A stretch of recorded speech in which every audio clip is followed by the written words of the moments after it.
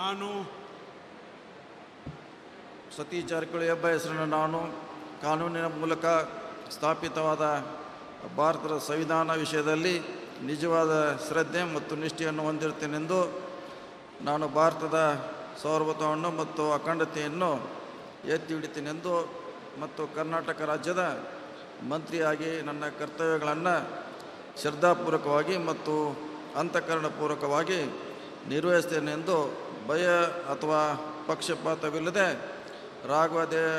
ರಾಗದ್ವೇಷ ಇಲ್ಲದೆ ಎಲ್ಲ ಬಗೆಯ ಜನರಿಗೆ ಸಂವಿಧಾನಕ್ಕೆ ಮತ್ತು ಕಾನೂನಿಗೆ ಅನುಸಾರವಾಗಿ ನ್ಯಾಯವಾದವನ್ನು ಮಾಡುತ್ತೇನೆ ಎಂದು ಶ್ರದ್ಧಾಪೂರ್ವಕವಾಗಿ ಪ್ರತಿಜ್ಞೆ ಮಾಡುತ್ತೇನೆ.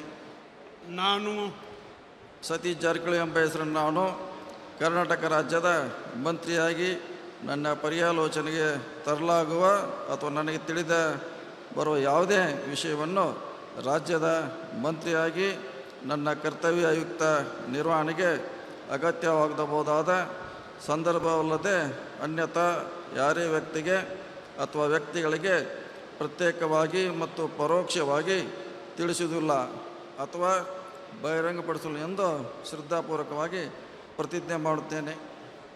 ಧನ್ಯವಾದಗಳು ಸರ್. ಮಾನ್ಯ ಸಚಿವರು ಈಗ ಪ್ರಮಾಣ ವಚನಕ್ಕೆ ಸಹಿ ಮಾಡಲಿದ್ದಾರೆ.